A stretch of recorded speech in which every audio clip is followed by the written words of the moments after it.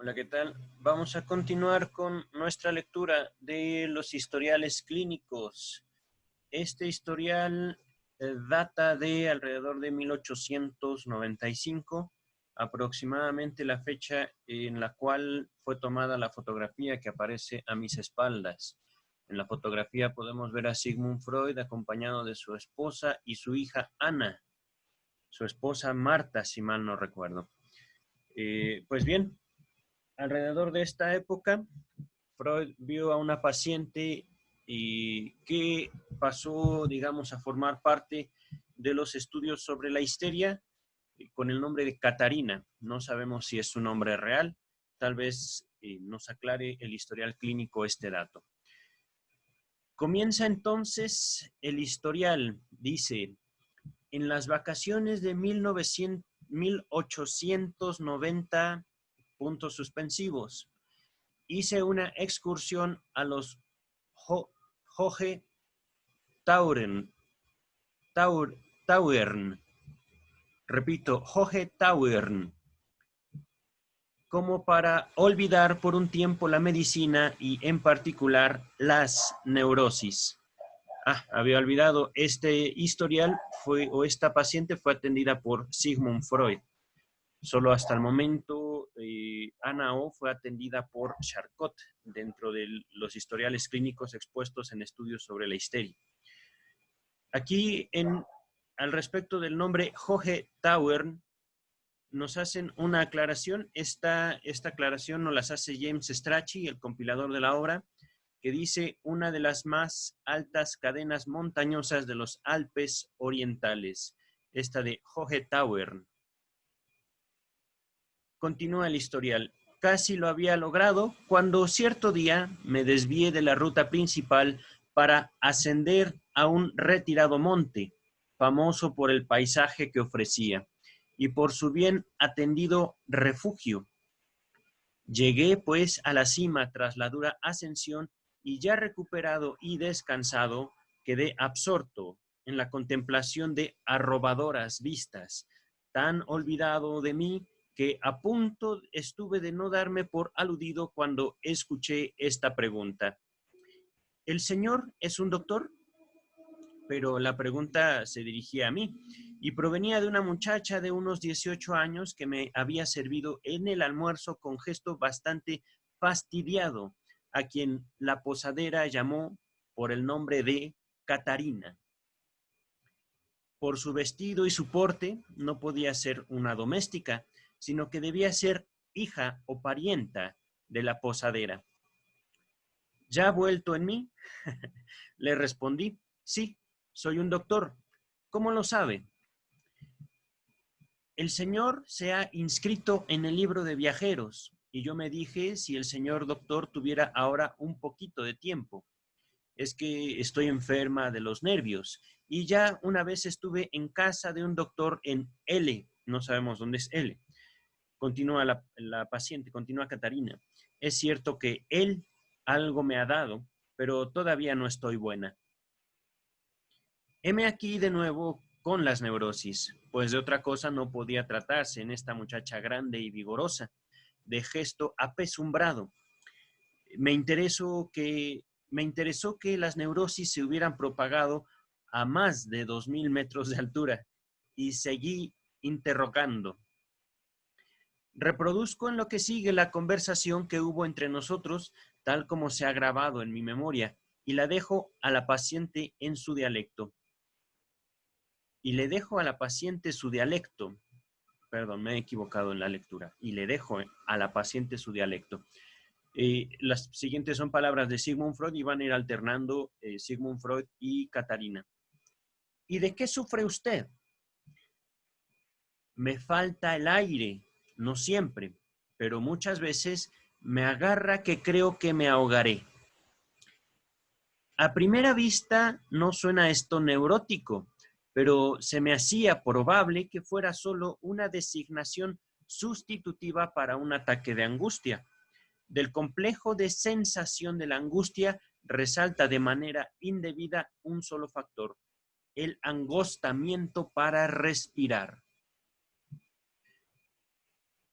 Pregunta Sigmund Freud. o estas son palabras de Sigmund Freud refiriéndose a su paciente Catarina. Tome usted asiento. Descríbame cómo es ese estado de falta de aire. Y la paciente Catarina continúa. Se abate de pronto sobre mí. Primero me hace como una opresión sobre los ojos. La cabeza se pone pesada y me zumba, cosa de no aguantar. Y me mareo tanto que creo que me voy a caer. Y después se me oprime el pecho que pierdo el aliento.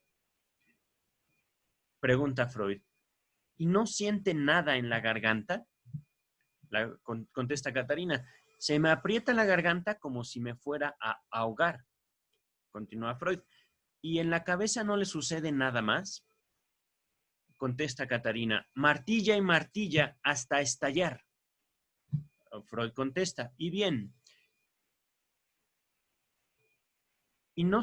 Bien, ¿y no siente usted miedo mientras tanto? Es decir, no tendría miedo mientras la cabeza le martilla. La paciente responde, siempre creo que me voy a morir. Yo de ordinario soy corajuda. Ando sola por todas partes, por el silo y todo el monte abajo. Pero cuando es un día de esos en que tengo aquello, no me atrevo a ir a ninguna parte. Siempre creo que alguien está detrás y me agarra de repente. Continúa Freud, pero estas no son, no es parte del diálogo, es más bien una nota que hace Freud, una observación, mejor dicho, ¿no?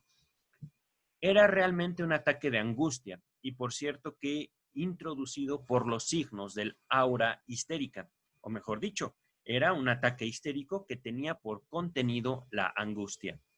¿No habría algún otro contenido? Todo esto se lo preguntaba internamente Sigmund Freud, ¿no? Y son observaciones que hace al respecto de la muchacha que lo aborda en sus vacaciones. Ahora lo que sigue es parte del diálogo. Esto debe ser pregunta de Sigmund Freud. Sí. ¿Piensa usted siempre lo mismo o ve algo frente a sí cuando tiene el ataque? Contesta Catarina. Sí, siempre veo un rostro horripilante.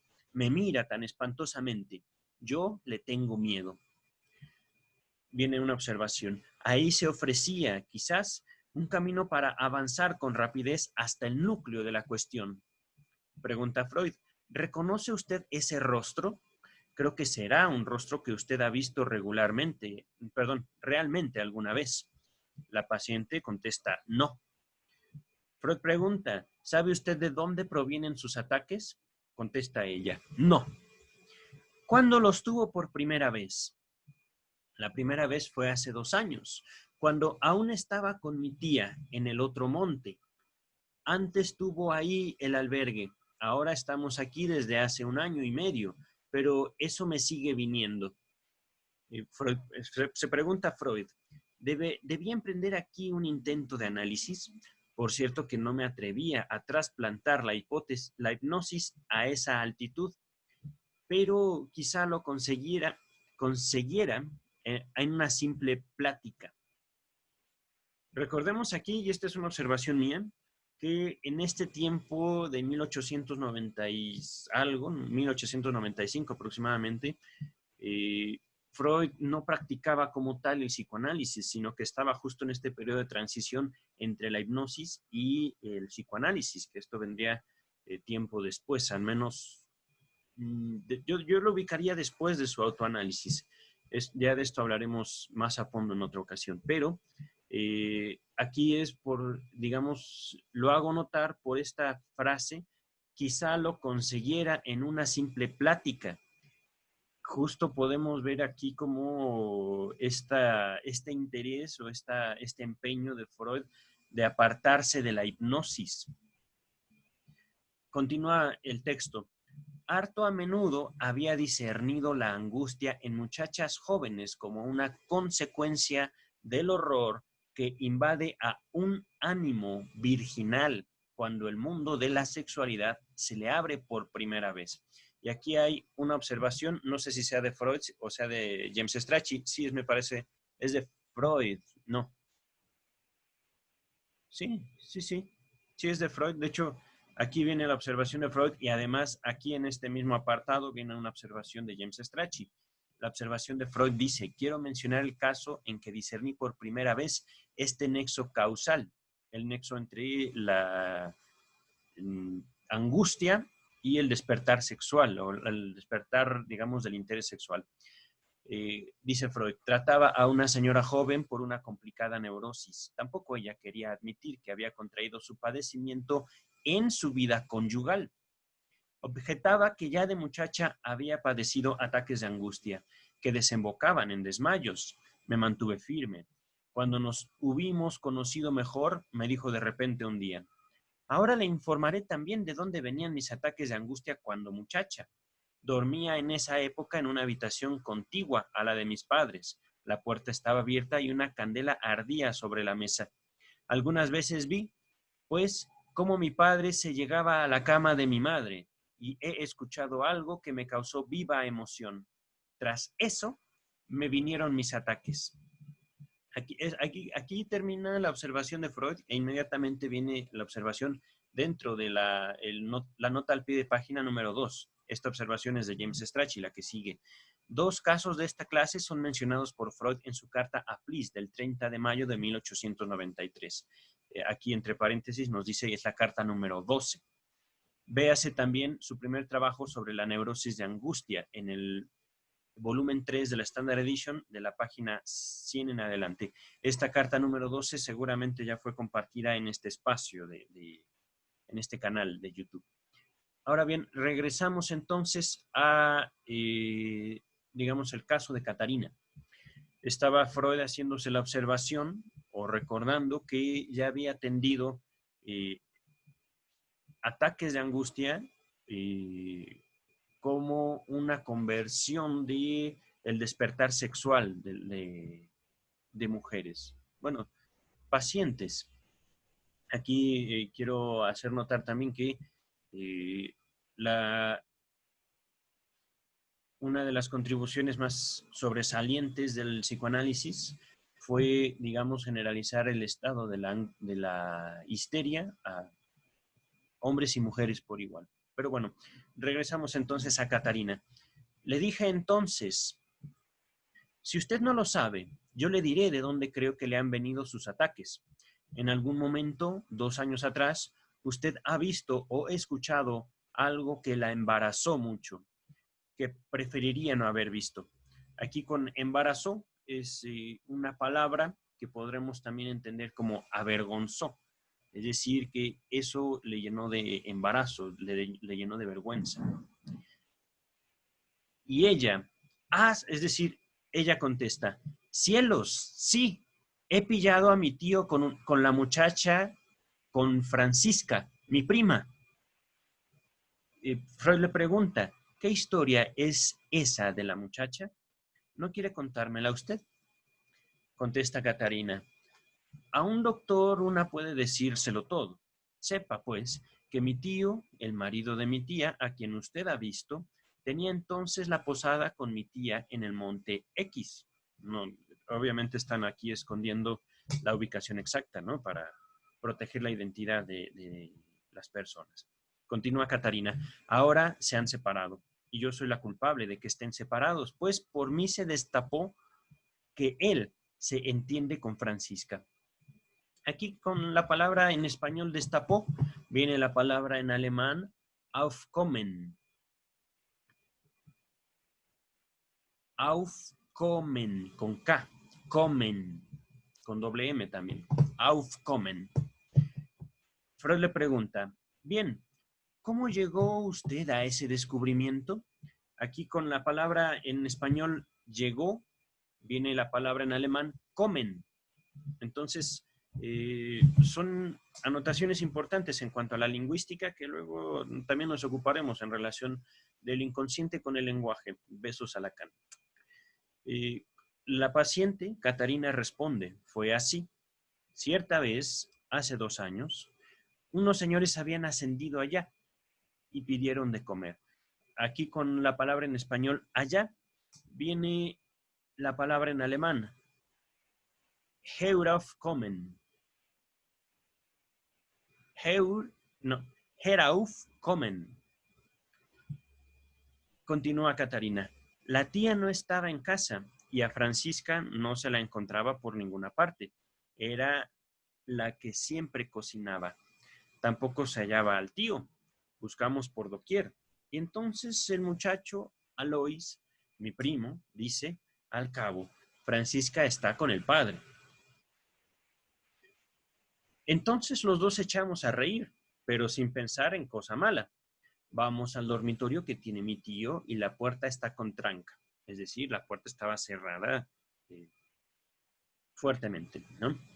Y continúa Catarina, pero me resultó llamativo. Y dice Alois, es decir, el primo de Catarina, en el pasillo hay una ventana. Desde ahí se puede mirar dentro del dormitorio. Vamos al pasillo, pero Alois no se anima a la ventana. Dice que tiene miedo. Entonces yo digo, muchacho tonto, voy yo. No tengo miedo ninguno. Pero en todo esto yo andaba sin malicia ninguna.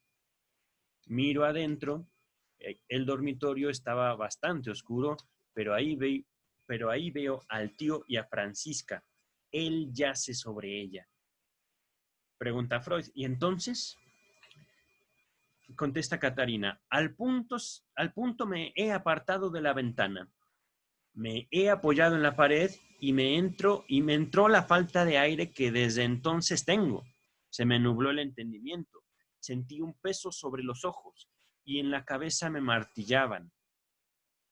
Todo bullía. Responde Freud. ¿Se lo dijo enseguida, ese mismo día, a la tía de usted? Contesta Catarina. Oh, no le he dicho nada. Contesta Freud. ¿Y por qué se aterró tanto cuando encontró juntos a los dos? ¿Acaso entendió algo? ¿Se le pasó por la mente lo que ahí sucedía? Contesta Catarina. Oh, no, en ese entonces no entendí nada. Solo tenía 16 años. No sé qué me aterró.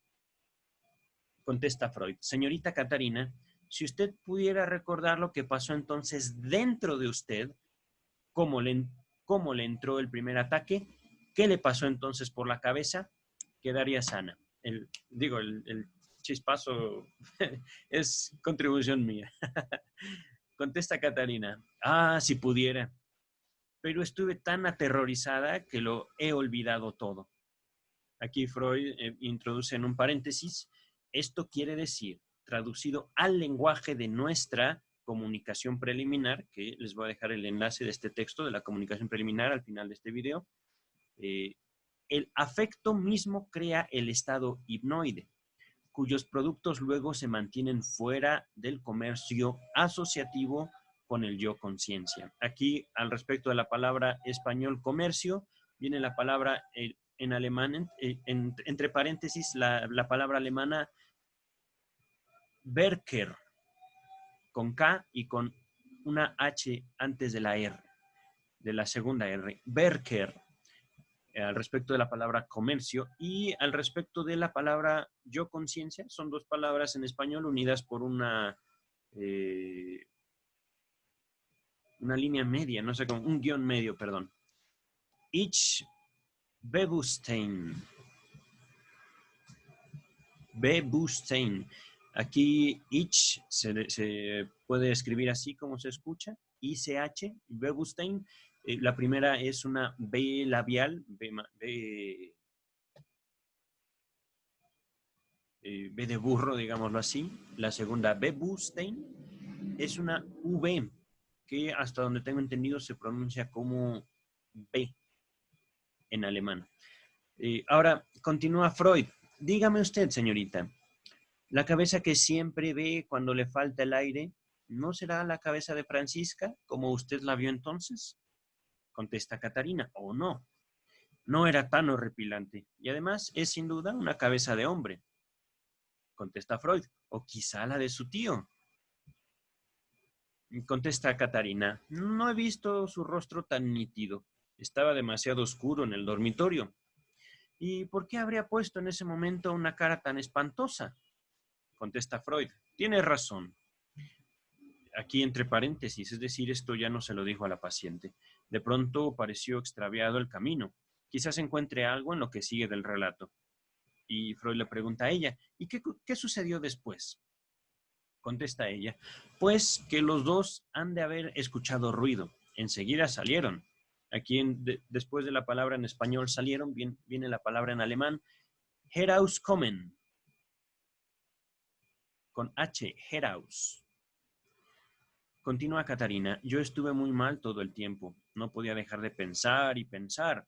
2 días después fue domingo. Hubo mucho que hacer. Trabajé el día entero. Y el lunes por la mañana sentí de nuevo el mareo y vomité y permanecí en cama. Y vuelta a los vómitos durante 3 días. Viene aquí una nota de Freud. No a pie de página, sino dentro del mismo historial. A menudo habíamos comparado, Breuer y yo, la sintomatología histérica con una escritura figural que, tras descubrir algunos casos bilingües, atinábamos a leer. En ese alfabeto, vómito significa asco.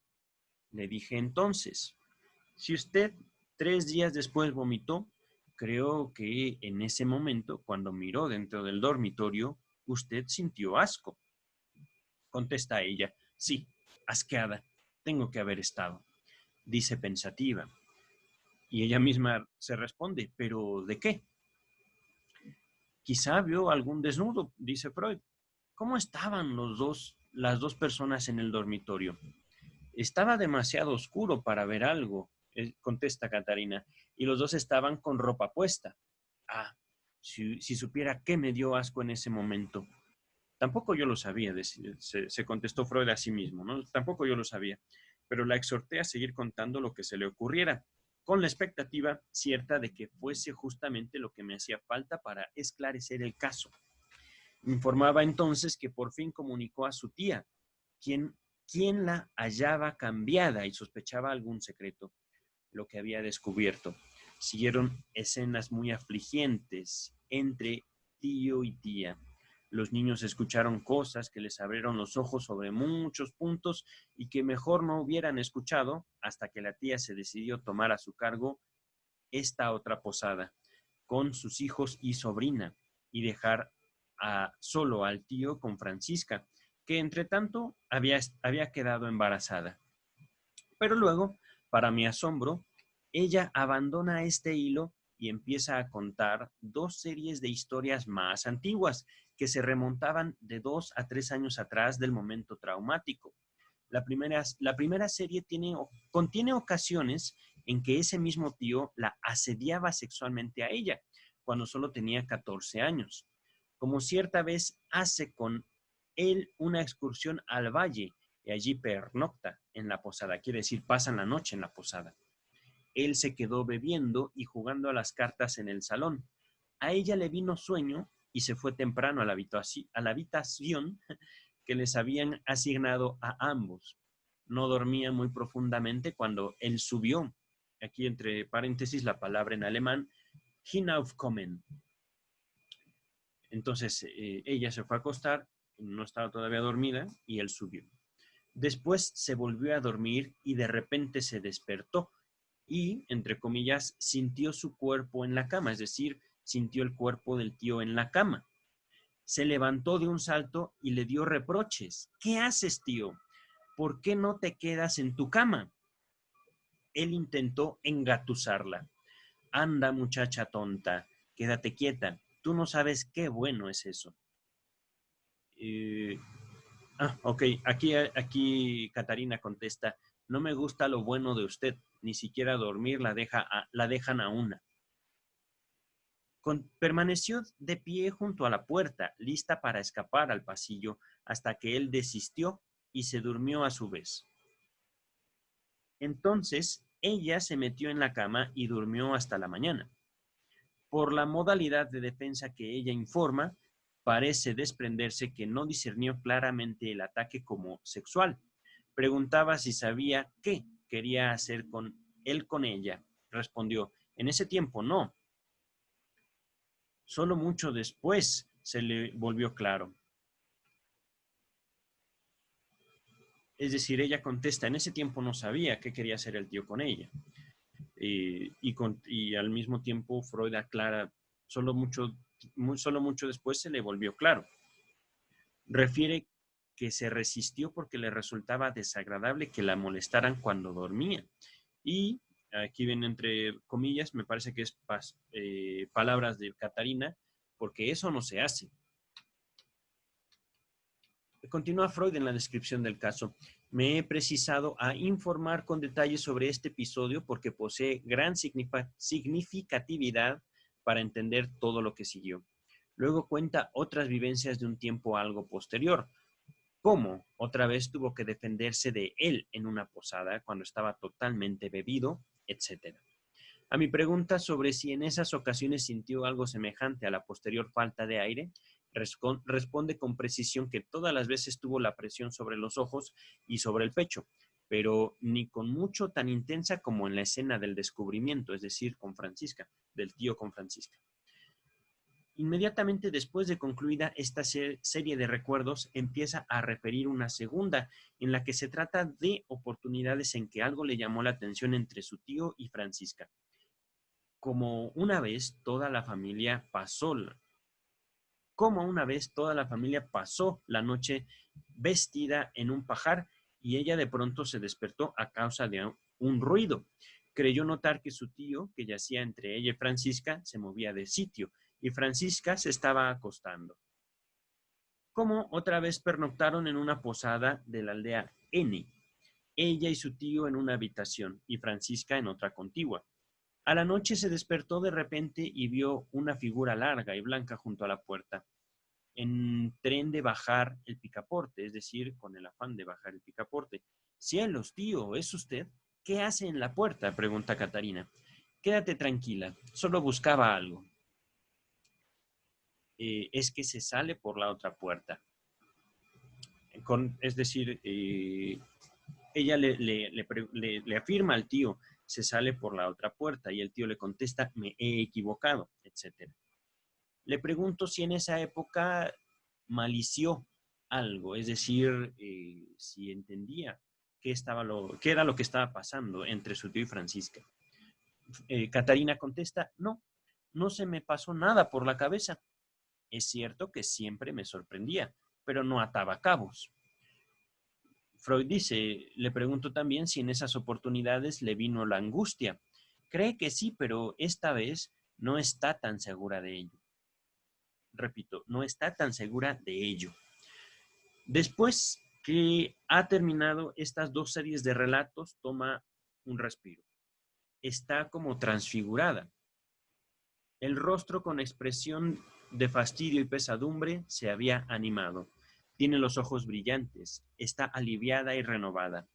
A mí, entre tanto, se me abrió el entendimiento de su caso. Lo último que me acababa de referir, en apariencia sin plan alguno, explica excelentemente su comportamiento en la escena del descubrimiento. Llevaba dentro de sí dos series de vivencias que ella recordaba, pero no entendía ni valorizaba en conclusión ninguna. A la vista de la pareja copulando, se estableció al instante la conexión de la impresión nueva con esas dos series de reminiscencias. Empezó a comprender y al mismo tiempo a defenderse. Luego siguió un breve periodo de acabado, de, entre comillas, incubación, y se instalaron los síntomas de la conversión, el vómito como sustituto del asco moral y psíquico. Con ello quedaba solucionado el enigma. No le dio asco la visión de aquellos dos, sino un recuerdo que esa visión le evocó y, bien ponderadas todas las cosas, solo podía ser el recuerdo del asalto nocturno, cuando ella, entre comillas, sintió el cuerpo del tío. Le dije, pues, tras terminar ella su confesión, ahora ya sé lo que se le pasó por la cabeza cuando miró dentro del dormitorio. Usted ha pensado, ahora ya sé con ella lo que aquella noche y las otras veces quería hacer conmigo. Perdón, me he equivocado yo en la lectura. Ahora hace con ella, no yace, ahora hace con ella lo que aquella noche y las otras veces quería hacer conmigo. Eso le dio asco porque usted se acordó de la sensación que tuvo cuando a la noche se despertó y sintió su cuerpo. Ella responde, muy bien, puede ser que eso me diera asco y se me pasara eso por la cabeza. Ahora dígame con exactitud, le dice Freud a ella, Ya es una muchacha crecida y lo sabe todo. Ella contesta, ahora sí, claro está. Freud insiste, dígame entonces con exactitud, ¿qué fue lo que sintió de su cuerpo aquella noche? Pero ella no da una respuesta precisa. Sonríe turbada y como convicta y confesa, como uno que debe admitir que ahora se ha llegado, entre paréntesis la palabra en alemán kommen, ligada a la palabra en español llegado, kommen, a la raíz de las cosas, sobre la cual ya no cabe decir mucho más. Puedo imaginarme cuál fue la sensación táctil que más tarde aprendió a interpretar. Su gesto paréceme decir que presupone que yo me imagino lo correcto, pero ya no puedo seguir ahondando en ella. Solo me resta que, agradecerle que resulte tanto más fácil hablar con ella que con las mojigatas damas de mi práctica urbana, para quien todas las cosas naturales son obscenas. Así está escrito. Con esto estaría aclarado el caso, pero un momento. ¿De dónde proviene la alucinación de la cabeza que le provoca pavor y es recurrente en el ataque? Ahora se lo pregunto. Como si en esta plática se hubiera ensanchado su entendimiento, responde enseguida. Sí, ahora lo sé. La cabeza es la de mi tío. Ahora la reconozco, pero no de aquel tiempo. Más tarde, después se desataron todas las querellas. Mi tío concibió una absurda furia contra mí. Siempre ha dicho que soy la culpable de todo, como si no hubiera soplado. Nunca se hubiera llegado, entre paréntesis, comen, a la separación. Es decir, soplado aquí quiere decir si ella no hubiera ido con el chisme, si ella no hubiera ido a soplar la ocurrencia de esos hechos. Si no hubiera soplado, se dice Catarina, nunca se hubiera llegado a la separación. Con llegado viene la palabra en alemán kommen. Continúa Catarina, siempre me ha amenazado con hacerme algo. Cuando me vio a lo lejos, su rostro se desfiguró por la furia y se abalanzó sobre mí con la mano levantada. Siempre me he escapado de él y siempre con la mayor angustia que me atrapa de improviso en algún lado. El rostro que yo ahora veo siempre es su rostro cuando estaba furioso. Ahora continúa Freud. Esa noticia me hace acordar de que el primer síntoma de la histeria, el vómito, ha pasado ya. El ataque de angustia permaneció y se llenó con el nuevo contenido.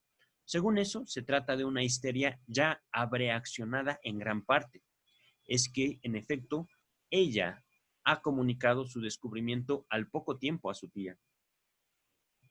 Perdón que me esté tocando la nariz, me acabo de rasurar y tengo algo de comezón aquí en la cara.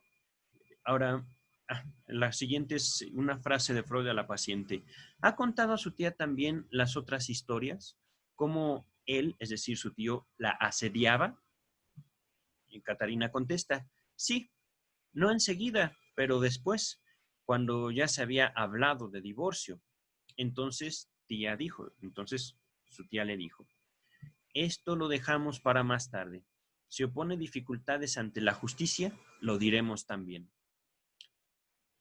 Dice Freud, puedo comprender que justamente del último tiempo, cuando las escenas inquietantes en la casa se acumularon, cuando su estado dejó de despertar el interés de la tía reclamada por la querella, que de ese tiempo, digo, que de acumulación y de retención quedara el símbolo némico, entre paréntesis, del rostro alucinado, es decir, del rostro del tío que le llegaba cada que tenía un ataque de angustia. Espero que el declararse conmigo haya hecho algún bien a esta muchacha, tan prematuramente lastimada en su sentir sexual. No la he vuelto a ver. Epicrisis. Nada podré objetar si en este historial clínico alguien ve menos un caso de histeria analizada que uno resuelto por mero colegir. Colegir es decir, indagar, investigar, digámoslo así. Es cierto que la enferma admitió todo lo que yo interpolé en su informe como verosímil. En otras palabras, porque en serio, Freud a veces es muy fino, muy elevado también en su discurso. si bien es verdad que la paciente admitía, la paciente aceptaba todo lo que Freud suponía del caso como posible, continúa el texto, empero, es decir, sin embargo, no estaba en condiciones de reconocerlo como algo vivenciado.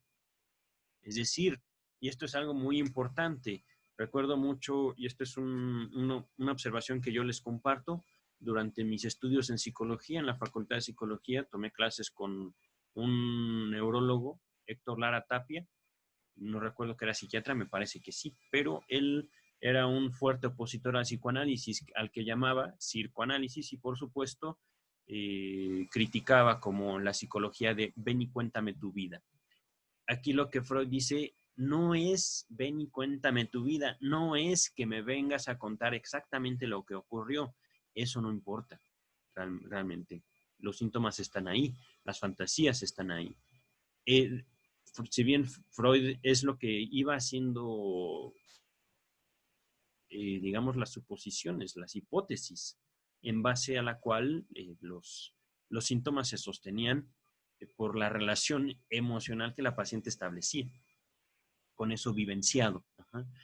Entonces, la paciente nunca dijo pasó esto, esto, esto y esto, pero al Freud relatar lo que él suponía de la vida de la paciente, de la vida emocional de la paciente, fue ella atando cabos y fue ella rehaciéndose de toda esa historia propia que ella pues esforzó, que ella reprimió. Pero ya después hablaremos de la represión. Vamos a continuar con la epicrisis.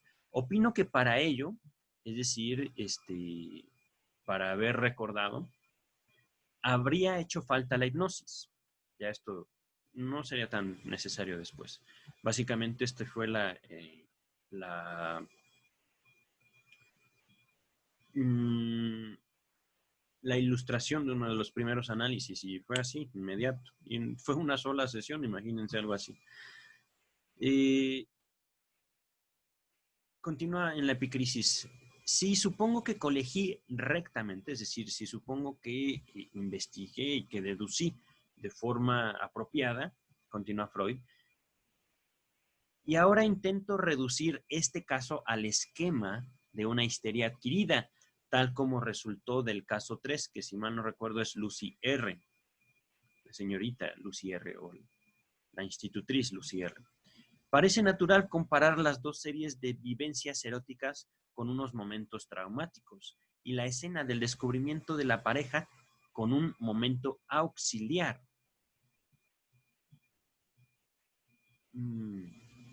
Aquí nos remite a la página 139. En este momento estamos en la página 147. Y la escena auxiliar debe de ser justamente... momento auxiliar. Claro, es toda la historia que tenía Catarina con su tío. Continúa Sigmund Freud en la descripción de la epicrisis. La semejanza reside en que en las primeras, es decir, en las primeras vivencias que tuvo Catarina con su tío, se creó un contenido de conciencia que, excluido de la actividad pensante del yo, permaneció guardado. Mientras que en la última escena, es decir, cuando Catarina ya descubrió al tío teniendo relaciones con Francisca, en la última escena, una nueva impresión fuerza la reunión asociativa de esos grupos que se encontraban apartados con el yo. Por otra parte, hallamos también divergencias, es decir, separaciones como diferencias. Hallamos también divergencias que no pueden ser descuidadas. La causa del aislamiento, una disculpa, la causa del aislamiento no es, como en el caso 3, la voluntad del yo, sino la ignorancia del yo, que aún no sabe qué hacer con unas experiencias sexuales. En este aspecto, el caso de Catarina es típico. En el análisis de cualquier histeria que tenga por fundamento traumas sexuales, uno halla impresiones de la época presexual que, no habiendo producido efectos sobre la niña, más tarde cobran como recuerdos una violencia traumática al abrirse para la joven virgen o la esposa el entendimiento de la vida sexual. Aquí hay una nota, la nota número 3. Vamos a ver si es una nota de James Strachey. Dice, Freud discutió esto con largueza, es decir, con bastante extensión, en las últimas secciones de la parte 2 de su proyecto de psicología de 1895, más o menos del tiempo en el que ocurrió este caso. Continúa James Strachey, y manifestó idéntica opinión en su texto, Nuevas puntualizaciones sobre las neuropsicosis de defensa. Este está en el volumen 3, páginas 167 y siguientes. Continúa James Strachey, solo algunos años más tarde reconoció el papel que cumplían en la contracción de neurosis los impulsos sexuales ya presentes en la niñez temprana. Véase mi nota introductoria al texto Tres ensayos de teoría sexual, en el volumen 7, páginas 114 a la 115. Continuamos con la epicrisis. La escisión, es decir, la separación de grupos psíquicos es, por así decir, un proceso normal en el desarrollo de los adolescentes, y bien se comprende que su posterior recepción dentro del yo proporcione una ocasión, aprovechada con harta frecuencia, de perturbación psíquica. Además, en este lugar manifestaría la duda de que la escisión de la conciencia por ignorancia se pueda diferenciar realmente de la producida por desautorización consciente, es decir, yo no quiero saber de eso. ¿Ah? Y de que los adolescentes no posean un conocimiento sexual con frecuencia mucho mayor del que se sospecharía en ellos y del que ellos mismos se atribuyen. Otra divergencia, es decir, otra diferencia o otra... vamos a dejarlo como divergencia, ¿vale? Otra divergencia en el mecanismo psíquico de este caso reside en que la escena del descubrimiento que hemos calificado de auxiliar, claro, entonces la escena auxiliar justamente es la que viene a complementar, digámoslo así, el entendimiento de las primeras experiencias. Merece al mismo tiempo el nombre de traumática. Produce efectos por su propio contenido, no meramente por despertar vivencias traumáticas preexistentes. Reúne los caracteres de un momento auxiliar, entre comillas, y de uno traumático. Pero en esta coincidencia yo no veo razón alguna para abandonar una separación conceptual que en otros casos corresponde a una temporal. Otra peculiaridad del caso de Catarina, con la cual empero estamos familiarizados desde hace tiempo, se muestra en que la conversión, la producción de los fenómenos histéricos, no se cumple enseguida después del trauma, sino luego de un intervalo de incubación. Charcot llamaba de preferencia a ese intervalo la, entre comillas, época de la elaboración psíquica. Aquí debe ser una palabra en francés, junto a la palabra en español elaboración. Dice, voy a tratar de leerlo en francés, es elaboración.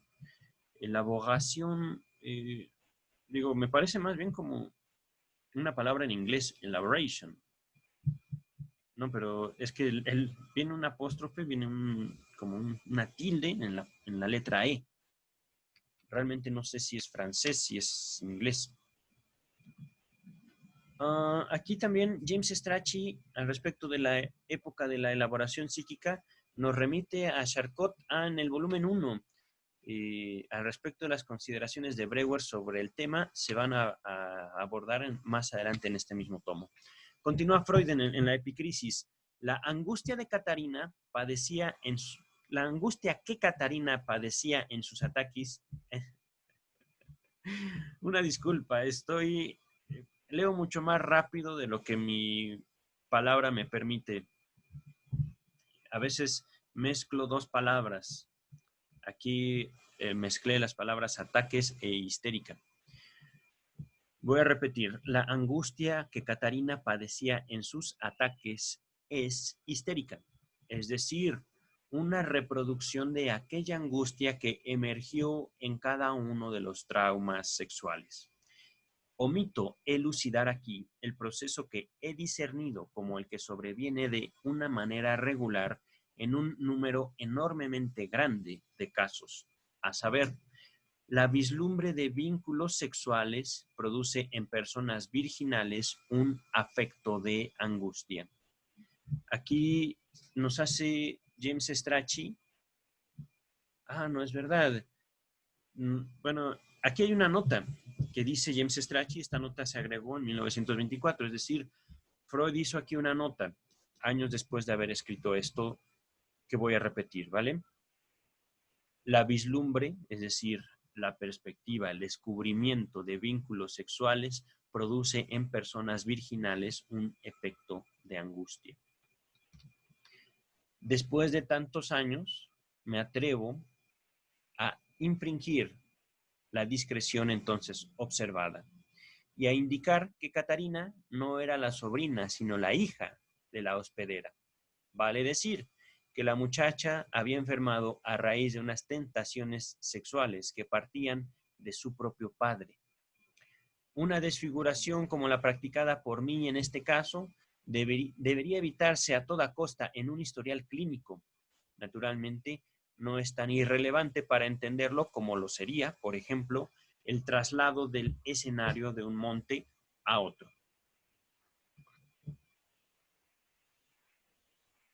Ok, aquí terminamos con el caso de Catarina. Estamos en este momento en la página 150 del segundo tomo de la obra de Sigmund Freud. Ha sido un caso sobresaliente sin duda y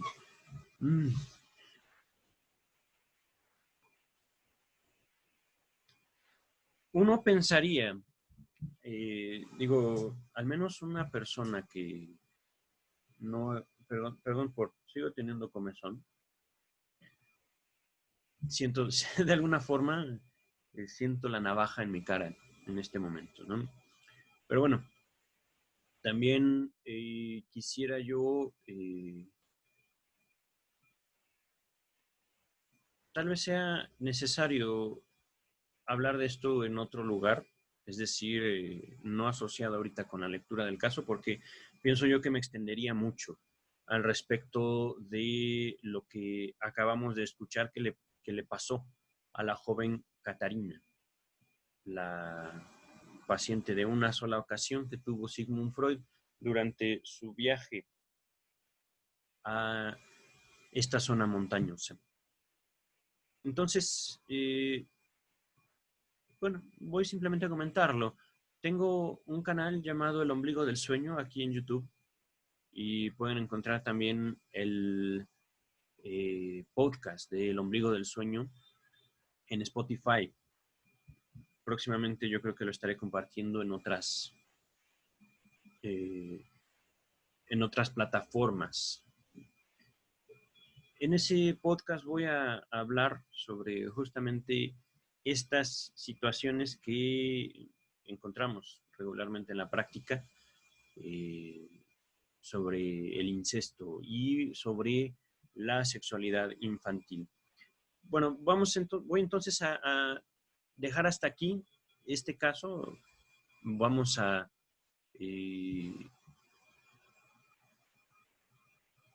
digamos, dar pie para hablar sobre estas situaciones en otro lugar, en otro espacio, para no robarle más tiempo al caso de Catarina, ¿vale? Cuídense mucho. Hasta la próxima.